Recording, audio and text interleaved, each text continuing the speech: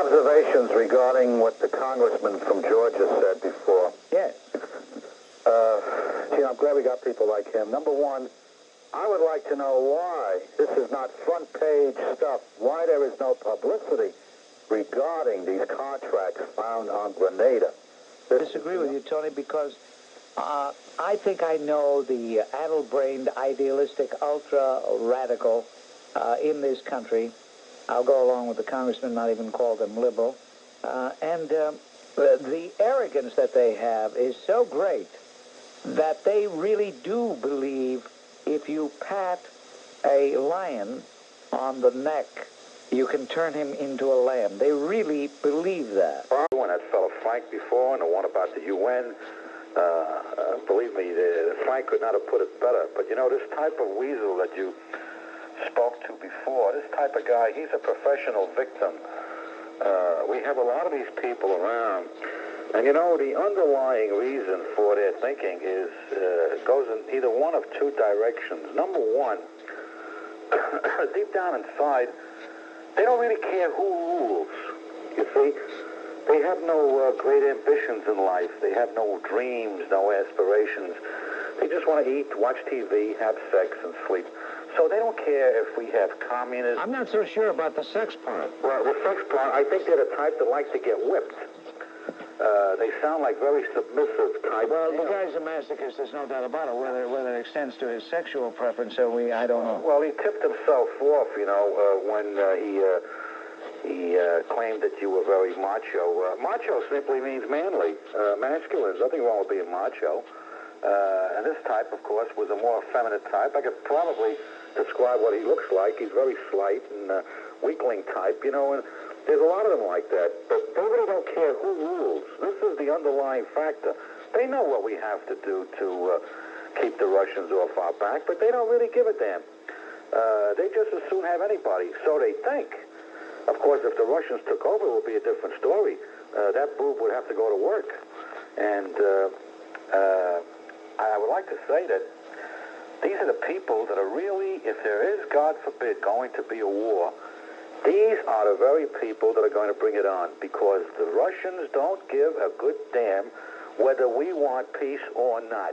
They couldn't care less. If they see that they can drop that bomb and get away with it, they will do it. So these people screaming peace, they're only encouraging them. If they would stand firm in this country, as you've said many times, or implied, if they would stand firm and take the attitude, hey, look, pal, you want to die? So am I. It's okay with me. It would never happen. We never have a war. It's disarmament on one side, meaning ours. We are going to have a war, and we're going to have it sure as hell. And these people are bringing on the very war they claim they're trying to avoid. And they are a danger in this country. As I said, they are professional victims. I would never would have considered going to war with the United States, no matter what. There's only one man now that I think, this is all my opinion, God, I hope I'm wrong, there's only one man, and that's Gromyko, who was very familiar with the United States and is telling these people, look, again, don't underestimate the United States. And when he goes, and I think he's going to go within the next few months or a year, they'll see to that. I hope you're right. I look forward to the day that skunk croaks. Well, yes, I don't like him either, Bob. I don't like him either. Tony, you're not making any sense. You're sounding like a hysterical old lady. No, better yet, Tony, in all honesty, you're sounding like a gavone who's trying to sound like he's informed. Tony, the point you miss is that... Hey, get off the phone, you windbag. For heaven's sake. From Brooklyn.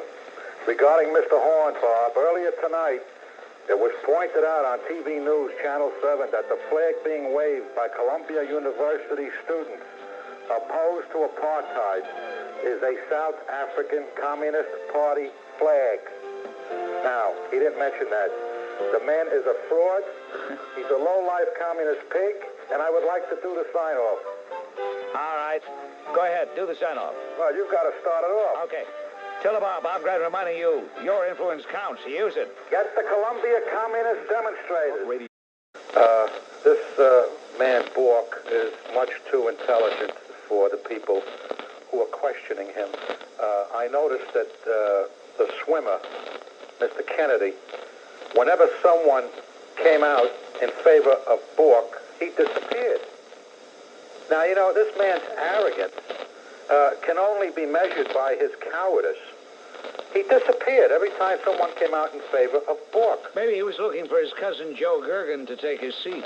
You know, and I noticed Biden got mellow. He must have got so much mail. He's crippled as it is for the presidency, but he got so much mail against him that he seemed to mellow a little bit, but it's only an act. He's still a snake. That's right. Now, about prejudice, why we never talk about why people are prejudiced in the sense that we do not give specifics. Let me give the people out there some specifics as to why people are prejudiced. You know, when these minorities invade an area, all of a sudden, for one thing, the phones don't work. They put chewing gum in the return slot. They walk around with those dumb radios blasting all day long, all hours of the day. Even the fast food restaurants, you know, Bob, they no longer put out the sugar and ketchup on the tables because they take them home. They congregate like a small army of baboons in front of business establishments. They're loud, they're boisterous, they're filthy in the way they talk. And these are some of the reasons why people are prejudiced. There's a reason when someone is prejudiced. Not because of the color of the skin, or because of where they come from, or religious denomination, or nationality. It's because of how a good number of people of one particular group act. That's not to condemn the decent people, of course. And we know we've got filthy whites out there, too. But percentage-wise, these people are right up there in the 80s.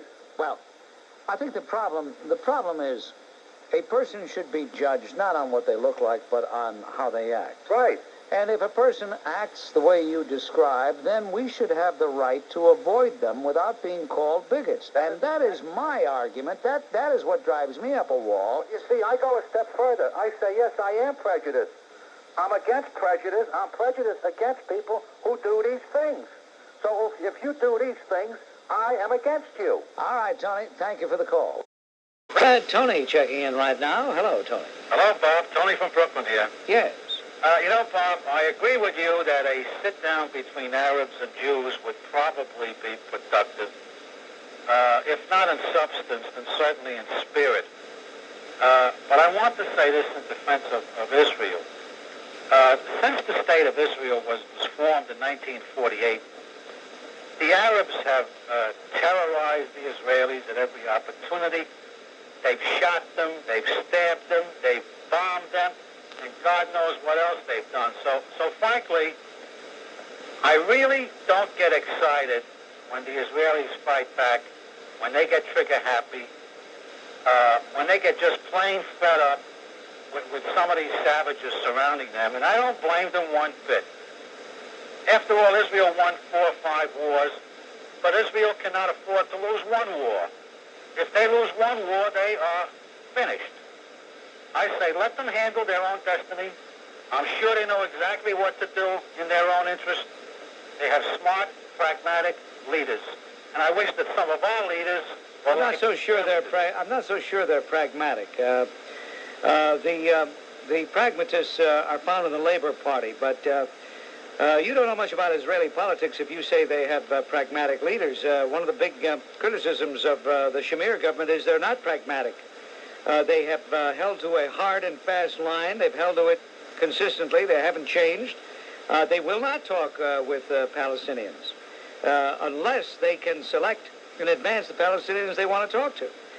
It's very difficult for one side to say, okay, you can pick our team, and you can choose our lineup, and then we'll sit down with you. That's very difficult. You know, though, Bob, if you look on the map... But you know, Tony, you see, what you're betraying here is you have a hardline posture, no matter what it is. You've been wanting us to drop bombs on the Kremlin. Every time I turn around, the rare times you call, you just say, I don't know if you're a violent person by nature or what, but you seem to like violence. I never said to drop bombs on the Kremlin. No. What are you talking about? Oh, okay. I never said that. Well, I said we should take a stance with the Kremlin. Everything is a stance. Well, everything is a stance. Everything is a stance. Yeah, you call people savages. Are they all savages over there, those Most of them Palestinians? are, yes. You can Really? see what happened in this last war. They are savages.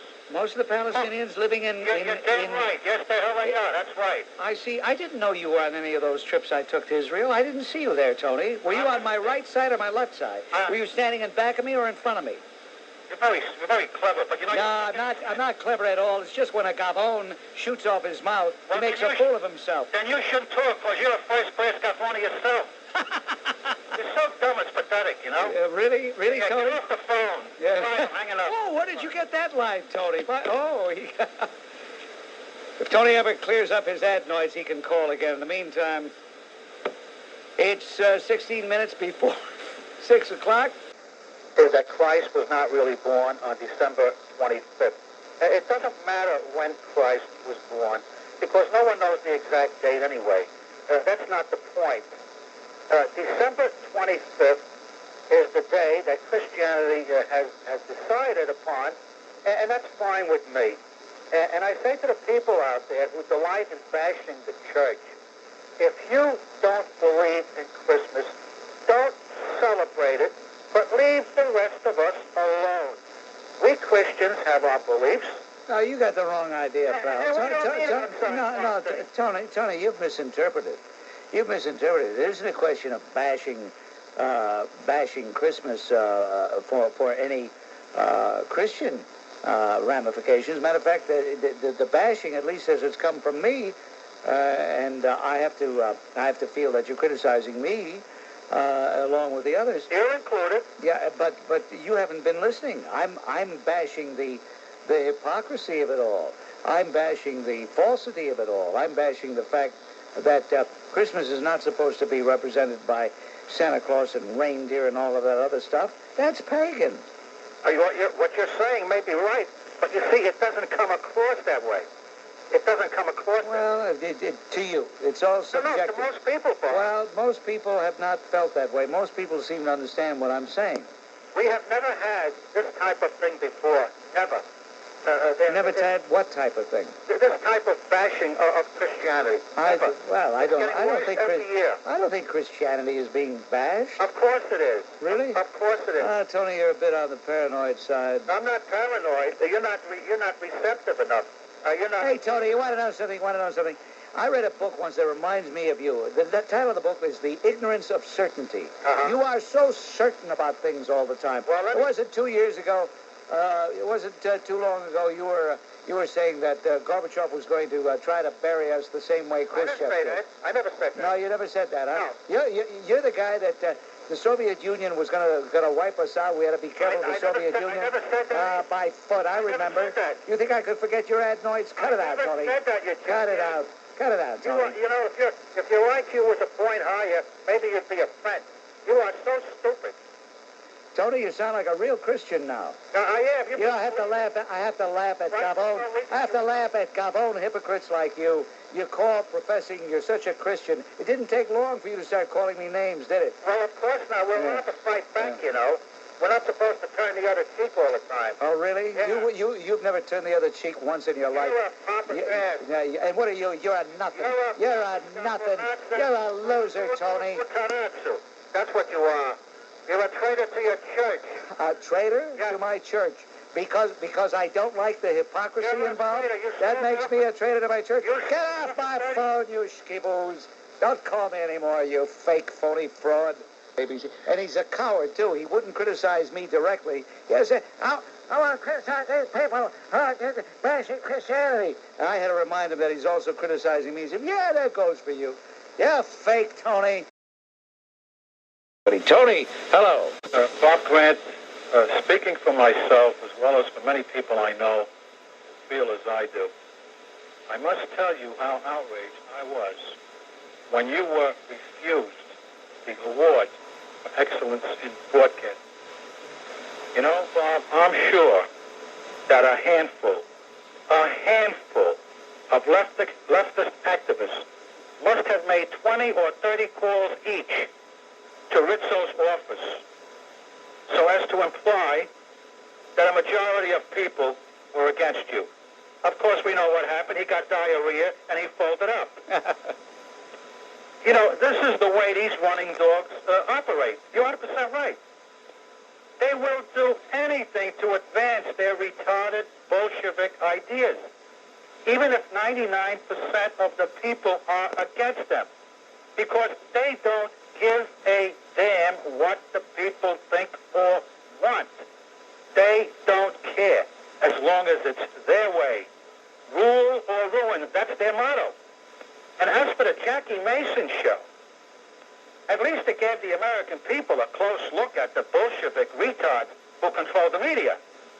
This lesbian Gelb of the New York Times, his papa's ads, the slob who doesn't own a tie, Jack Newfield, the others, the Marvin Kitmans, the Murray Kemptons, all America haters. Not one of them, Bob, could shine your shoes, let alone wipe your nose, if you know what I mean. A disgrace. Mario Cuomo was the only Bolshevik missing from that group. You know, Bob, our guys didn't fight in World War II so that the likes of this Bolshevik crap could screw up our kids and sell our country and values down the drain. They didn't fight so that their children could be bussed out of their neighborhoods to mix with other races so as to fill a quota. Our guys that are laying in the hospitals with no arms and no legs and that are blind, they must feel betrayed by these professional traders who have been allowed to infiltrate our media and our institutions and our schools. And I'd like to know, where the hell are the veterans organizations? Where's the VFW? Where's the American Legion? Where are the churches? Where's the counterattack, damn it? Where is it? Or have these organizations also been infiltrated by this cowardly scum and neutralized? Well, they've been neutralized. They've been neutralized for a whole host of reasons, or throughout a whole host of reasons. I want to get back to something you said about the Jackie Mason show. Apparently, the ratings were excellent. A lot of people were watching that program. Because you were on it. Well, a lot of people were watching because of me. A lot of people were watching for other reasons. But I want to point this out. So many individuals said, Bob, we couldn't believe we saw you sitting there right in the prominent seat, right there at the stage, and you never said anything. Well, that made me feel bad because I said several things. Yeah, they cut you out. However, they cut me out. They taped well over 90 minutes worth, and the airtime minus commercials was 1 hour.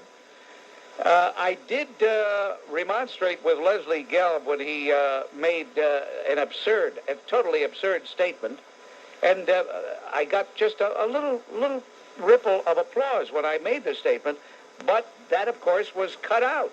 So, Tony, you didn't see it, nor did anybody else. Bob, let me tell you something.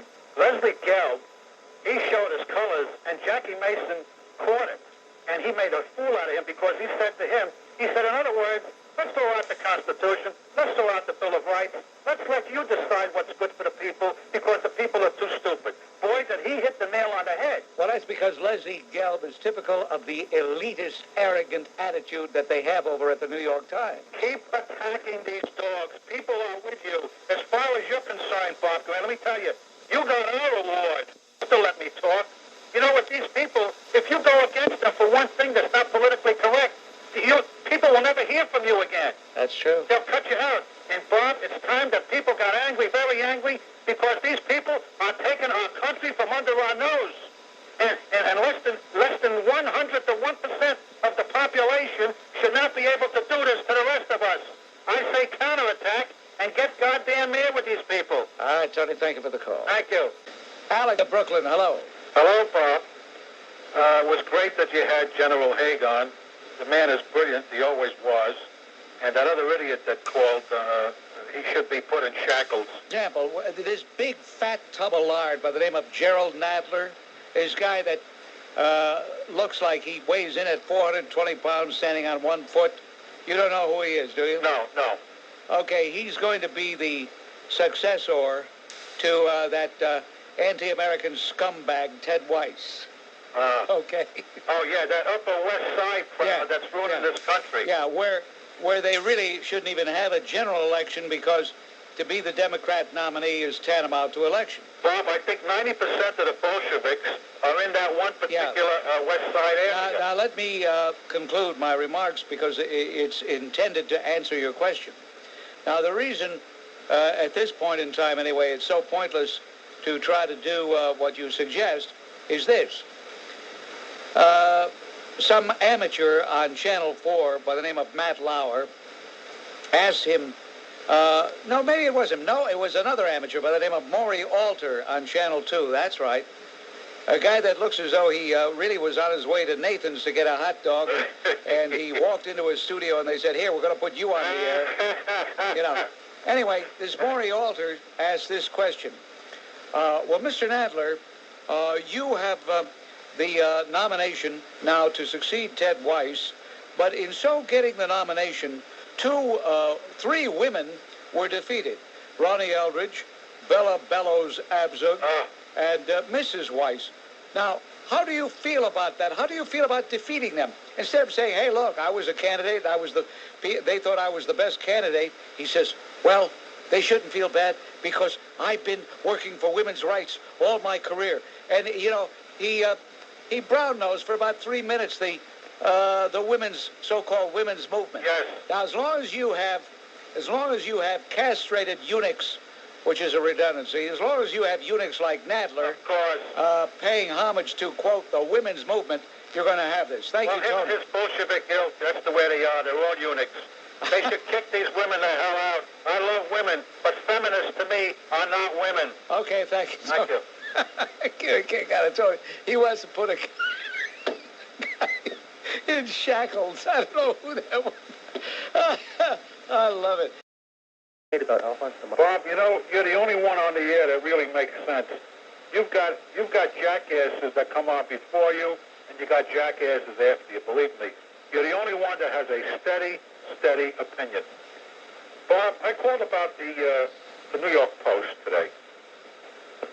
Now, yeah. I take issue with today's disgraceful New York Post. First of all, the headlines read, "Double Trouble," referring to the Perot and Clinton attacks on President Bush. Yes. They should have read, "Bush clobbers Clinton."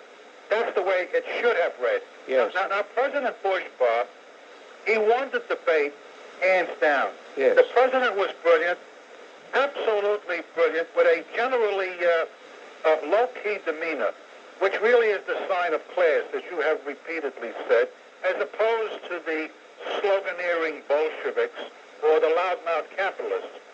So what did the Post do? First, their dumb editorial reads on the inside, "Welcome Commissioner Kelly," referring to this new jackass appointed by the almost mayor. Yes. You know, Yes. we have the following parade of jackasses today in the Post blasting the president. The great dingbat without a brain, Amy Dumbhead Pagnozzi. And after seeing her husband the other day on TV, I can understand why she's stunada. And the cowardly Bolshevik, Jack Newfield, the bearded freak, Pete Hamill, and who's the other one? Carl Rowan, the guy without even half a brain. So much for the independent thinking, right-wing leaning Post. Baloney. And with all the leftists, Bob, calling for investigations, not that they have any substance, but intended only to keep the government off balance instead of concentrating on important matters while we are in the investigating mood. Why not investigate President Kennedy when he sent those brave Cuban exiles to invade the Bay of Pigs, promising air support, and then withholding it, Bob, leaving them on the beaches to be slaughtered? Where's the investigation? How about LBJ, who pressed the Vietnam War with no intention of winning? Where's the investigation?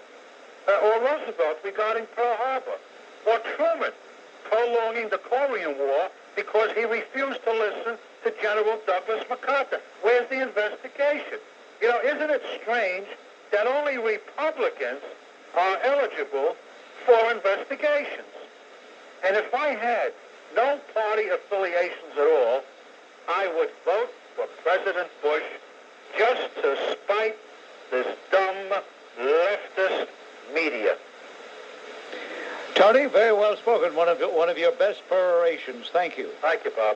Hello, Bob. Tony from Brooklyn here. Yes. How did you like the professor from Ghana we just had on? Interesting, yes. Very interesting. He should teach some of the black militants here a lesson from Well, you know, he'll never appear on Like It Is with Gil Noble. He'll never be on that show. Of course not. He doesn't have that leftist streak. He doesn't have that white-hating agenda. Yes, yes. You know, Bob, you're absolutely right. In the past few days, I've been hearing mixed opinions from certain black militants regarding our troops in Somalia. On the one hand, it was said that finally, get that, the United States is helping a black nation. Then it was said that many black leaders, and I put that in quotes, feared American colonialism. And on another occasion, the communist rag Newsday claimed that we may be too late with our help. Well, I have three things to say to the black Bolshevist fifth column in this country, Bob. Number one, we helped the black nations of the world, as well as all nations, when our GIs, 99% white, defeated Hitler and Japan in World War II. Hitler and Tojo regarded blacks as the lowest people on earth. And were it not for white America, they would have been made fertilizer.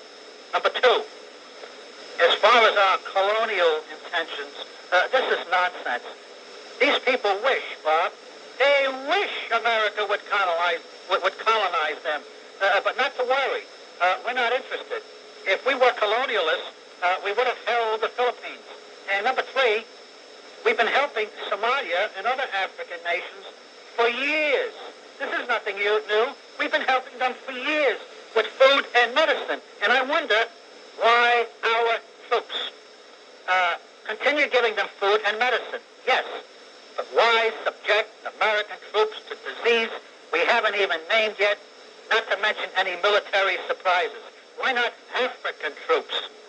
Are these people completely helpless, for God's sake? Must we forever have this burden, this ungrateful burden, especially these black American militants who bite the hand that feeds them? And by the way, Bob, this drug that they chew, one black man said that the Somalians chew the leaf to alleviate hunger pains. Now, let me tell you, the fact is that the ones chewing the leaf, because the others can't afford it, are the ones that are doing the robbing, are the ones that have the food, are the ones that have the guns. They're the ones that are chewing the leaves, not those poor souls that are starving. Absolutely, Tony. You are right on target, 100%. You hit the bullseye, and I thank you. Thank you. Hello, John. You're on WABC. Yeah, it's amazing. You think Tony hit the bullseye. That's absolute nonsense. You know, Bob... What did he say? That was absolute nonsense. Yeah, it was. Bob, let me explain something to you. For many years now, black leadership, or whatever you want to call it, intelligent, educated blacks have been speaking out against atrocities in Africa committed by blacks as well. To name just a few, Dr. Ben Yakin, Jesse Jackson, Alambe Jesse Jackson, John Henry, let me finish, Bob. No, you're dead wrong. Jesse Jackson hasn't said a word about that. No, you haven't heard him say a word because you're not listening, Bob. You're not listening? Let me finish, Bob. John Henry Clark, Leonard Jeffries, they've been speaking out against the likes of Jonas Savimbi, Idi Amin. Jonas Savimbi. It's Tony checking in on the line from Brooklyn. Hello, Tony. Hello, Bob. The Carmichael that fellow was referring to was Stokely Carmichael. That was his dumb name. Yeah, but I don't remember him getting involved in politics. I don't recall. I don't recall Stokely Carmichael getting involved in politics. I don't recall either. Bob, I wanted to make three quick points. The first one about the Liberators. You know, that invention of the social engineers who are changing history after almost 50 years. You know, Bob, the Jewish financial support for black causes has dropped drastically in the past few months. So Jesse Jackson, Dinkins, Rangel, and the other assorted black non-leaders devised this fraud to induce the Jewish population to continue financial support. And that's all they really want. This healing talk is nonsense. They have an agenda. They have a plan.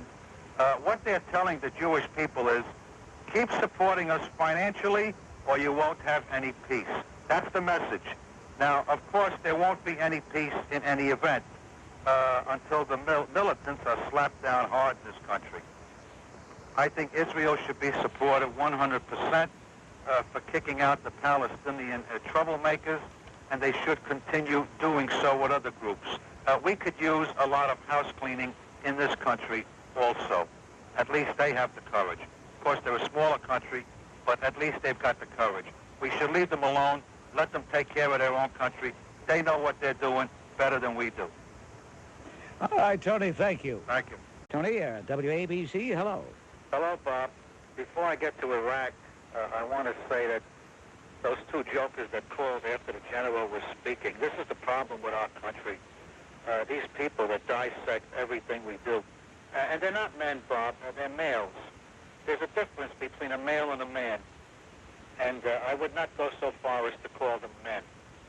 Now, let me give you a... That's a good point, Tony. I accept that. Okay. Let me give you a Tony from Brooklyn solution to the Iraqi crisis.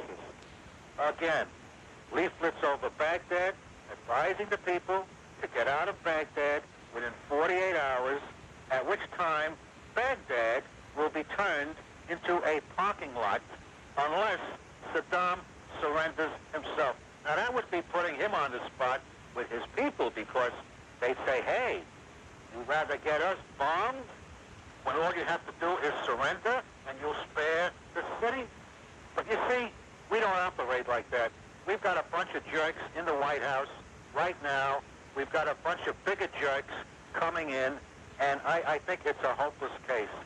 And I think that if we follow these 3 points, though, somewhere along the line, the military or the people will get rid of him. Blame Clinton for sending his daughter to private school after seeing what happened to Carter's daughter, Amy, who went to public school and turned out something less than a rag. Thank you, Bob Grant. All right, Tony, all right. Something that they know nothing about, these damn fools. You know, Bob, it's completely insane to formally have gays in the military. Absolutely insane. Personally, I'd like to see them get off this planet. But I have ambivalent feelings, because I know what would happen to them once the other outraged men in the service got hold of them. There would be many, quote, missing in action, unquote.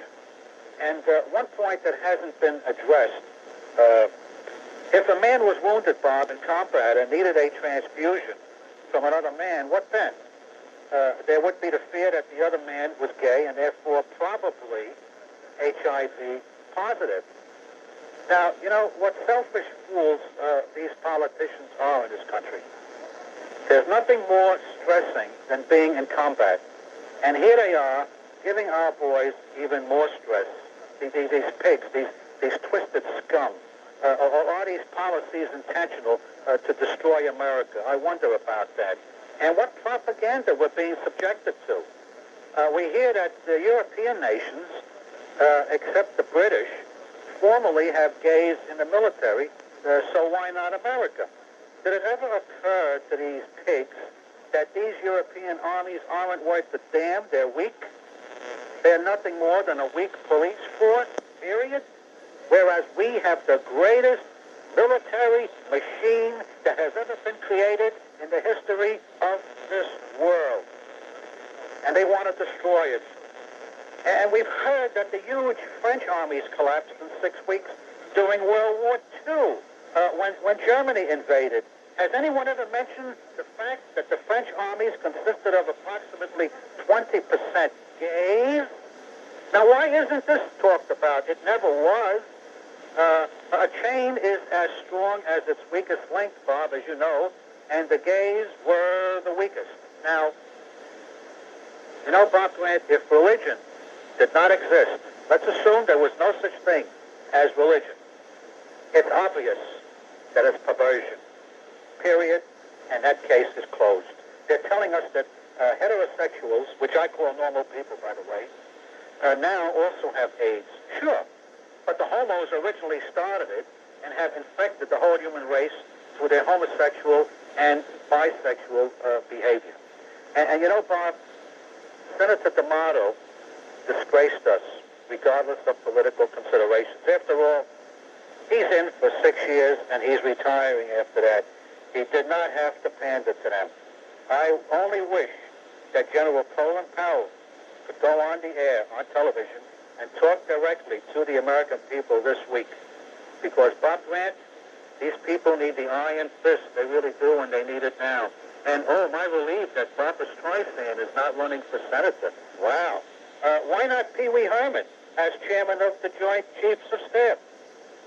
That might not be an idea for President Hillary.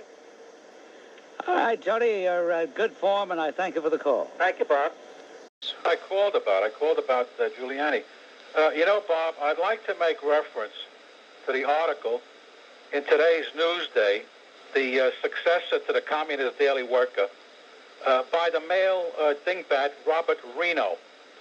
Now, we all know who he is. Yeah, he's a cousin of that douchebag in the other dingbat attorney, non-general Janet Reno. Right. That's right. Right. Now this malignant, mental non-giant, Robert Reno, clobbers Giuliani for not running an intelligent campaign. Now get that, for not running an intelligent campaign. The implication, I must conclude, is that David Dinkins is running an intelligent campaign. Now, anyone who concludes that David Dinkins is intelligent in any way has to have his head examined. And having read previous articles, Bob, by the fool Robert Reno, I must come to the conclusion that really he is in need of desperate psychiatric care. Now, this bum, Reno, who puts down Giuliani, really could not shine Giuliani's shoes. This bum, Robert Reno, represents the scum and the masters of deceit presently in power in this country. He represents the masters of disinformation who, I'm sure, Bob, will come out with some falsehood about Giuliani a couple of days before the election, and after the election, they'll apologize, maybe. Bob, we've got our work cut out for us. We're in very serious trouble, as you say, because these people, for the next 3.5 years, are going to ruin this country completely. It's going to be irreparable. And one aside, nothing to do with what I just said, I think we should all remember, let's not call our president Hillary Rodham Clinton, but let's call her Mrs. Bill Clinton, because that'll rattle her leftist, feminist lumbago. Thank you, Bob. All right, Tony, thank you. Is Tony checking in? Hello, Tony. Hello, Bob. Outrageous verdict. Bob, although Mr. Bobbitt was a pig, this verdict was completely wrong. She had options and could have left this pig. And there are other factors. Consider these three. Number one, she stole over $7,000 from her employer, another woman. Yet this woman, her employer, supported her throughout the trial. She was there every day and completely disregarded the $7,000 stolen by this sultry-eyed bitch who fooled everyone at the trial. Now, could these two women be bisexual? Could they be lovers? Could this have affected his behavior in the marriage? Now, I think it's worth looking into. Now, point two. This woman, Bobbitt, had a low mentality. I would like to see a quiet, low-profile investigation to see if she was connected to any women's group, most of which are lesbian man-haters. And point three, the sick, perverted media is trying to start something here which is going to backfire on innocent women. They should remember that during World War II, the Germans did not use poison gas because we also had it. In other words, what can happen to the goose can also happen to the gander. Now, Bob, this is another Bolshevik push to bring this country down. And I say, starting now, let's start kicking these feminist dogs in the ass and kick them hard. And it's time to get out the baseball bats against these bastards, because they deserve beatings. Every goddamn one of them have to be beaten to a pulp. Wow. And that's what we should do today, tonight, now. Let's get after these dogs and break their ass for them. Well, I've not going around doing that, but I know you can't talk about it. No, I don't. I just don't think in those terms, but thank you, Tony. Well, you have to. You have to. On WABC, that's the intellectual approach is taken by Tony from Brooklyn. Before I get to Zaire, Bob, I want to say that I despise President Clinton, and I can't stand her husband either. And I frankly resent the newspapers, media, TV, constantly walking in lockstep, addressing her at every turn as Hillary Rodham Clinton. You know, let's all cut out this nonsense, which gives her an exaggerated air of importance, and refer to her simply as Mrs. Clinton. Let's cut out the Rodham nonsense. Now, changing the subject, I would like to know when people from Zaire and adjacent countries are going to be forbidden to enter this country. But must we all get the plague here before they're kept out? How about putting the spotlight on the people in immigration responsible for this inaction? How about giving their names and addresses every day on the radio, on every station, so that if anyone gets the plague, they'll know exactly who to hold responsible. And you know, Bob, with this overall leftist onslaught, they're pushing so hard to communize this great America. I have a fantasy about this. If they ever take over, I could see them taking the Hollywood lefties, the Kunzlers, the Ramsey Clarks, the black militants, the lefty reporters, and all the other Bolsheviks, and lining them up against the wall. And just before they open fire, they tell them, fellow comrades, we appreciate the efforts you've made in helping us take over America. But unfortunately, we have to shoot you all because you had it very good under the free enterprise system, and you were always complaining and agitating. Now, under our rule, you won't have it 10% as good as you had it. So die proudly, having helped the communist cause. Bang.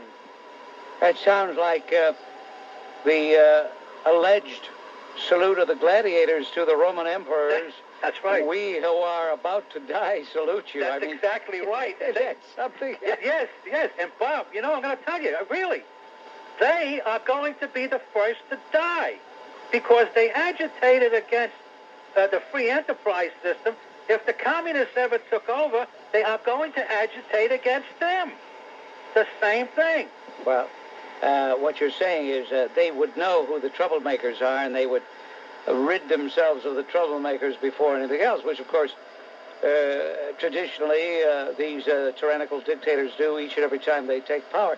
Now, you mentioned Zaire before, I believe. Yes. And, of course, this Ebola virus is obviously very deadly. I see that in Ottawa, Canada, a man suspected of carrying the deadly virus, actually not in Ottawa, but the story came out of Ottawa. He was detained at Toronto's International Airport, placed under quarantine. Good for them. Yeah. Now, man was arriving from Zaire, the Canadian health laws, at the International Airport. They're taken to a hospital or other medical facility in Toronto where he will be quarantined for 21 days, which apparently is the incubation time. And also, speaking of Zaire, isn't it amazing? There are people, and they're not Zaireans either. They are Europeans, I suppose, since they're white. They might even be Americans, who in all likelihood will contract the deadly disease because they continue working in the hospital. Yes. With individuals who are stricken. Are you aware of that? Yes. And that, why isn't there some publicity given to that story? Bob, we are being invaded by everybody in this country, and I think this is a part of the leftist plan. It is not accidental, because I am a guy that does not believe that anything happens by accident. Everything is orchestrated, and this is part of it. for all we know, these stories are being put out. Like I saw one fellow there that I think in the mail, some fanatic in the mail, he got some cultures. Oh, yeah. Did you read that? Yes. Yeah. You know, The guy's been arrested. Yes. You know, I'm just wondering if a country over there, I always look for these angles, if a country over there is preparing something in the future, and the reason that they're financing all these things is because we'll never suspect it's them. We'll figure it's a fanatic, either a right-wing or a left-wing fanatic, or it's some other nut that's doing this, but not them, because then we won't know who to retaliate against. Yeah, well, I think you were talking about this guy from Ohio. Yes. He was said to be a member of the neo-Nazi group Aryan Nation. Yes. And, hey, there are so many wackos out there. I know. All you got to do is listen to this program and you hear how violent some people sound, right, Tony? Believe me, I know exactly what you're talking about. And finally, Bob, people will see through the propaganda, and I think Pat Buchanan is going to make it. I see a Buchanan Dole for president. Well, that's a long shot bet. All right? Thank you, Tony. He'll make things right. Well, Hello, Jay Diamond. Hi. You have a great show as usual. Tony, where have you been? Long story, Jay. Tony, I'm not kidding I you. had 2 heart attacks. Are you kidding me? No, I'm serious. Tony, so help me. You can ask anybody who works. I've asked, what is it? Tony mad at me? What happened to Tony? Where's Tony? No, 3 months ago I had a heart attack, and then I had a second one. Oh, I'm sorry to hear. Well, God bless you. I'm still recovering, but I will recover. I hope it isn't because I got you all riled up so much. No. No, you've always got a great show. Okay. Jay, I called about Ronald Reagan and the deficit, but before I get to that, I want to say that there is nothing dumber in this world than an atheist. They've got to be the dumbest people in the world. Everywhere we look, we're surrounded by God's works, and there is one work that stands out above all of them that completely disproves atheism, and that is reproduction. The fact that we can reproduce. Hey, watch your mouth. If an entity was created by accident, it would live and it would die. You know, Tony, you always make good points, and I'm really happy that you're back, but I'm really sorry to hear that you had so much heart trouble. But I want to tell you, in line with what you say, it seems to me that atheist activists have a lot in common with gay activists. It's not enough that they're gay, and it's not enough that they're atheists. They have to do it in your face. You're absolutely right. They have to hurt those who aren't gay or believe in God. Because they hate themselves. And that is more a product of their anger than their philosophy. Absolutely right. You're always on the ball because they hate themselves. Now, getting to the Reagan deficit. First of all, the reason why there was a deficit was because of Jimmy Carter. Jimmy Carter practically destroyed the American military. He reduced the Navy from 750 ships to something like 450 ships. You couldn't get parts for airplanes. Nothing was working right. Everything was wrong. When Reagan came in, he had a very short time to correct things, so he had to cause this deficit to bring the military back up to where it should have been. And in this way, he bankrupted the Russians, they collapsed, and we did not have an atomic war. Tony, you're a smart man. You make a good point, and I'm grateful for you having reminded us all of that. What's your prognosis? What does the doctor say? I have to go for a gallbladder operation at the end of January. Oh, there's a slight possibility that the gallbladder triggered the attacks. I don't know. Well, listen, God bless you, Tony, and I'm really grateful that you called up, and I'm going to pray for you. And please play the music. Drive these godless morons crazy. You listen here tomorrow. Believe you me, they'll be gasping for atheism. Drive them nuts. They're too stupid to be able to breathe. I'm scared to get you too excited, Tony. Listen, you notice I haven't mentioned Sharpton once. I don't want to send you over the edge. Don't mention him. All right. Spoiled Christmas. All right. Tony, thanks for calling, and God bless you. Thank you. Okay. Tony's a great guy. I'm glad he's back. I missed him. The other station, and it meant so much to me. So Tony and all of the people who knew and loved Tony, and you remember his characteristic energy, his vigor when he came on to champion our country and its institutions. Well, Tony was a veteran, and it is Veterans Day, so God bless you, Tony, and God bless the America that you held so dear to your heart. We will all never forget you. First of all, let me say that I was very sorry to hear about Tony of Brooklyn, who died last week. He was a good friend and a great ally in the fight against the left wing in this country. And he was not an angry man. He was passionate about his feelings, like all conservatives. And Thomas Jefferson said, nothing in life worthwhile is ever accomplished without passion. And that's what we conservatives are, passionate, not angry.